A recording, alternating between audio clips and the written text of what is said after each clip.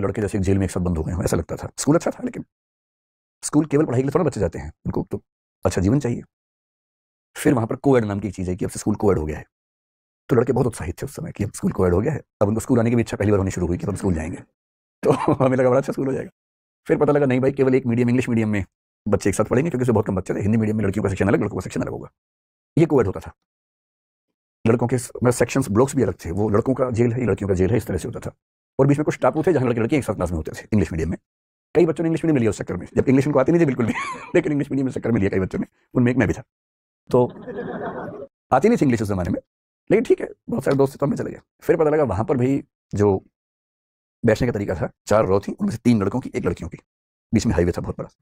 लड़कों वाले में आपस में कम गैप था, लड़की लड़की के बीच में इतना गैप था, लगा तालिबान जैसा भाव आता था वहां पर, कितना गैप।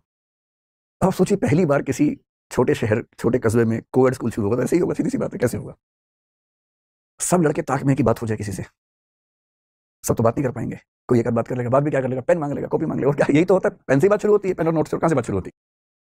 और जिस दिन किसी लड़के ने पेन मांग लिया, बाकी लड़के उसको बधाई देते थे, यार क्या बात है, पेन मांग लिया तुमने तो, गजब। और पेन मांगने में ही लोग मान लेते थे कि अब शादी होने वाली है इन लोगों की। कई लोग बच्चों के नाम भी सोचने लगते थे। हमें बहुत साल बाद समझ में आया कि अगर कोई लड़की किसी लड़के से पेन मांग ले, तो इसका मतलब सिर्फ यह है कि लड़की ने लड़के से पेन मांगा है, बस।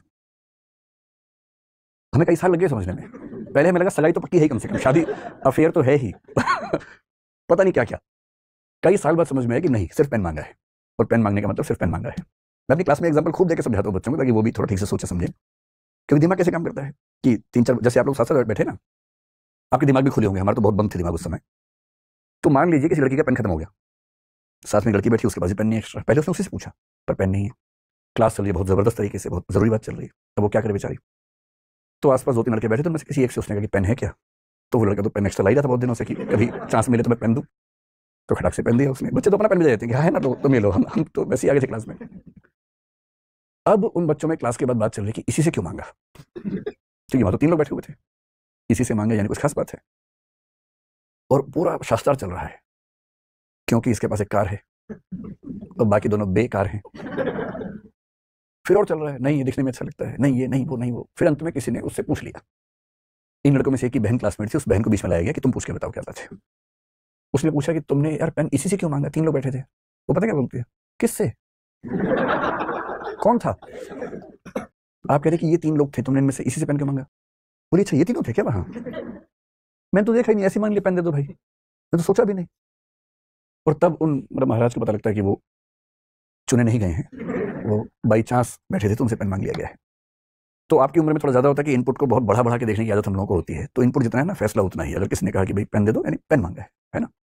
कोई देख के मुस्कुरा दे, ऐसा भी होता है कभी कभी। लड़के लोग झेल नहीं पाते हैं।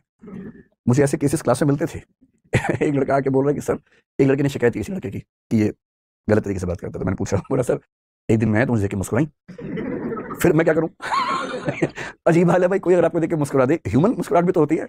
विकसित देशों में तो बड़ी दिक्कत है। मैं जब पहली बार भारत से बाहर गया, यूरोप के एक देश में गया, मैं तो भारत का देहाती आदमी था एकदम। देहाती मतलब दिल्ली में था, लेकिन दिमाग देहाती था ना। गया तो वहां सड़क पर सुबह सैर कर रहा था, सामने से एक महिला ही मुस्कुराने लगी देख के। मैं तो एकदम भारतीय आदमी ने पीछे देखा, कौन है, कोई तो आ रहा होगा भाई। कोई भी नहीं आ रहा था।